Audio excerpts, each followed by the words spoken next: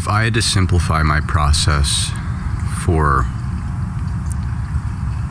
completely transforming my life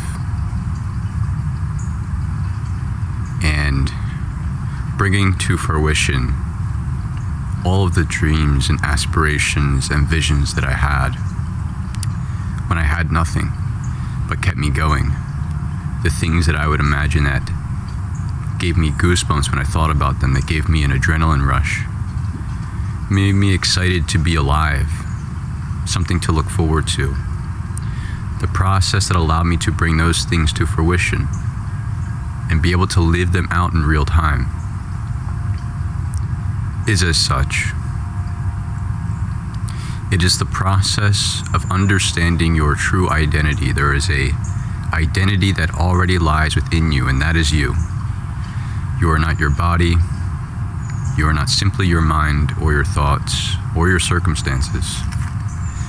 You are something much, much deeper than that.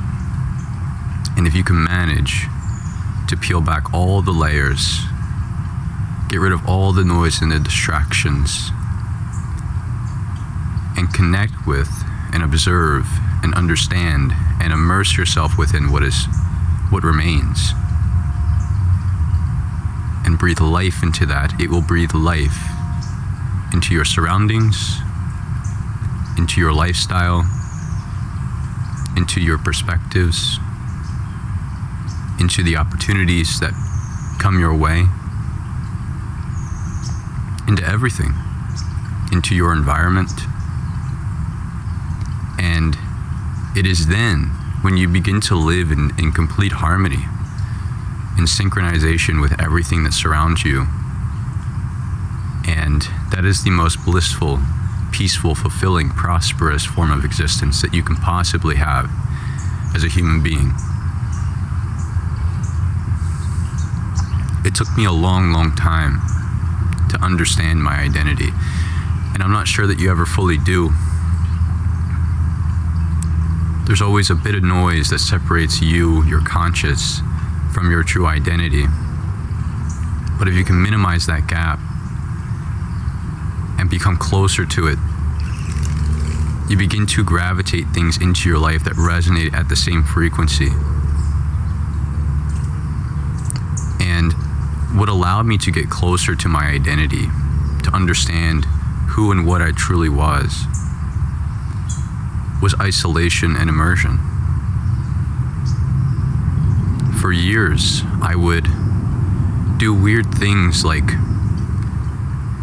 take a shower, a hot shower in the dark at night in the pitch black, and I'd play this music that shut everything out. And I live in Jersey, so there's planes flying over all the time, cars honking, this and that. So I'd play these sounds that kind of just drowned out all the noise. And what I was attempting to do, and what I did, was I deprived myself of my senses. Not entirely, but I was working with what I had. And what that allowed me to do was shift all of my focus and energy and my conscience to within. It was no longer distracted by external sources, external factors. And when you can direct your mental focus, your conscious, like a laser pointer, like a laser beam to within, and seek answers, to try and understand, to try and feel, to try to just be and observe. It's really hard to put into words. It's not really a logical thing. This is very much a spiritual process we're talking about, so it's a little bit difficult to verbalize. But the most profound truths are felt, not described, not put into words. And so I felt that. I felt my identity, my energy, if you will. And when you develop a stronger sense of self, you know, your identity is what allows you to determine how to orient yourself in the world. When you come to a fork in the road and it's time to make a decision, we make decisions based off of what aligns with us most, or what we feel like aligns with us most, at least. And so when you have a stronger sense of identity, you can be more sure of the decisions that you make. And a lot of what causes people stress and anxiety and feeling of being lost is not choosing the wrong path itself. It's the indecisiveness that leads to stagnation. And stagnation is our worst enemy. As they say, an idle mind is the devil's playground.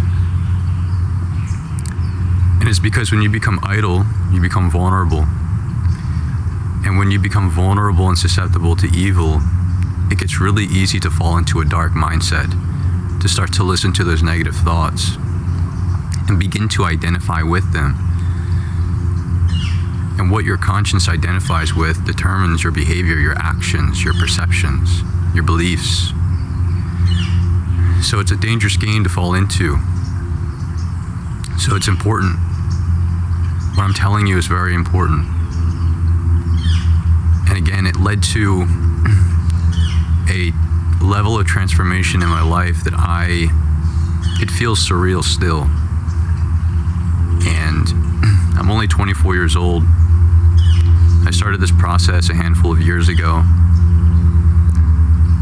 At a point, I was living in a terrible environment, in a drug house, with strangers who were getting high, and syringes and needles on the floor, and pee everywhere,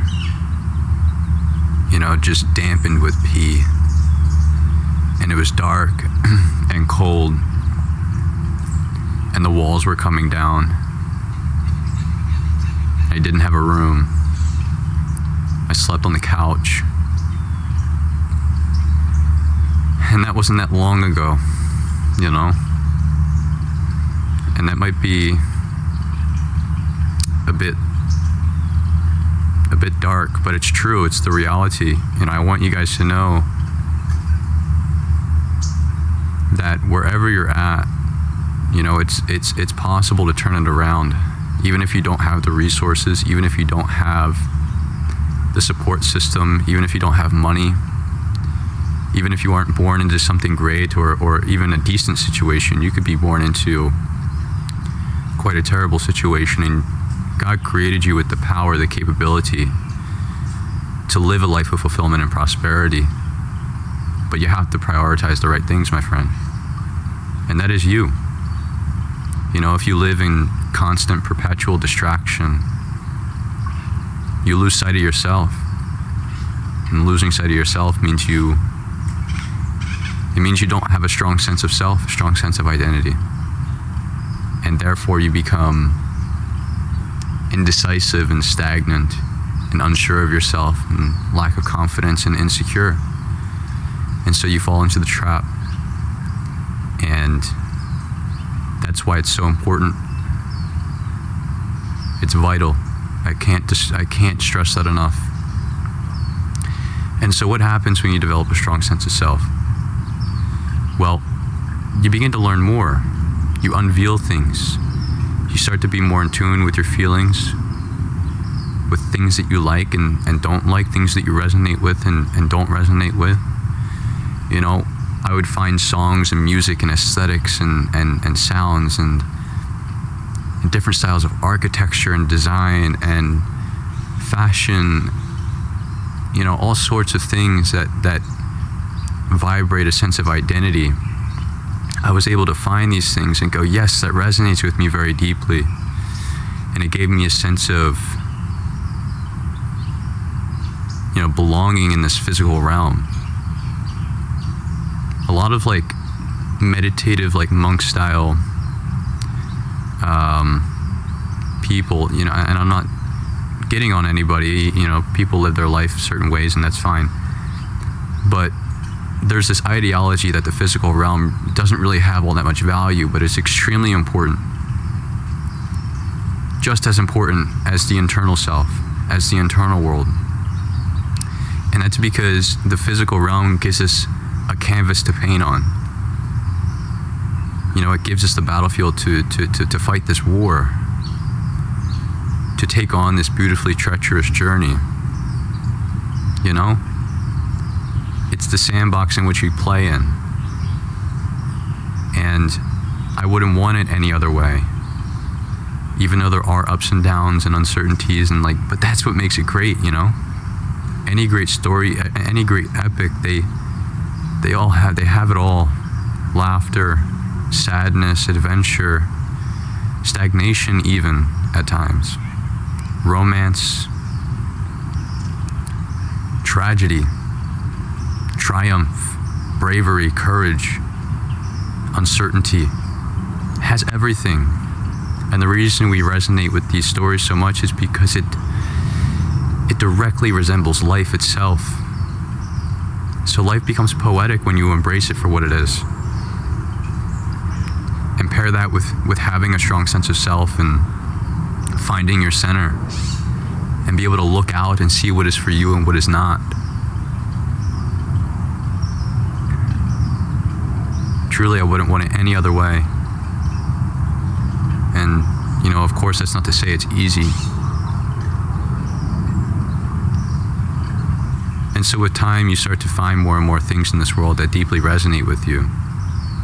Music, fashion, design, aesthetics, art, the way you decorate your room, you know, the kind of cars you like, the places you want to live and travel to, the type of people that you associate with, the hobbies that you have passions in. And it all slowly starts to come together. And you allow time to take place and just enjoy the process, and it will slowly morph into a life of complete harmony. Complete harmony. You know, and I find myself here in California, Los Angeles, my first time here. And it was always my childhood dream to come to LA, because I would see all my favorite YouTubers and influencers when I was a kid.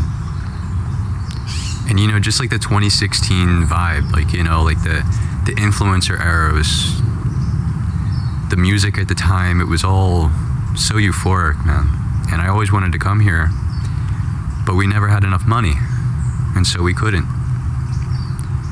And I'm able to make that happen for myself now and be in this beautiful home and work and spend time with friends and eat and listen to music and just be in my space, to be in harmony. It all just feels right, you know? And I live for that. And you should too, because it's there for you. So wherever you're at, my friend,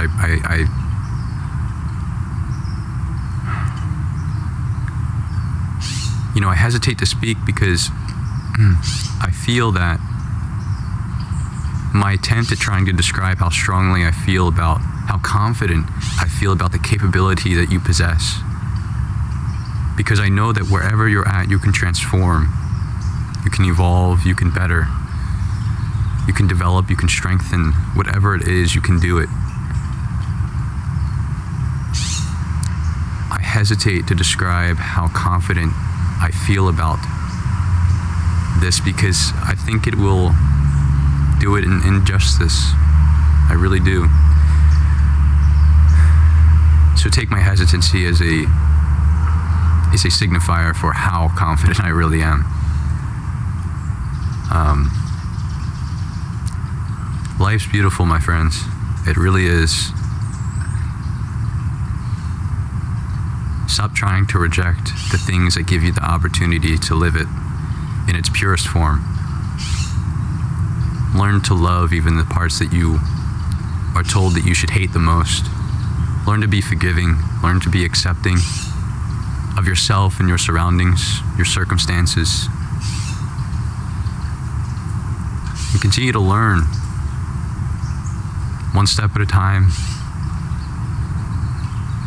and enjoy that process because, you know, it's a slow dance with yourself and your surroundings.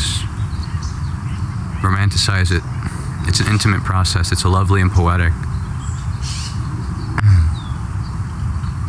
I'm excited for everything that is coming your way, my friend. Truly. Thank you all for your support. And your kind words mean the world to me, truly. They really do. I appreciate your time, and I will see you soon.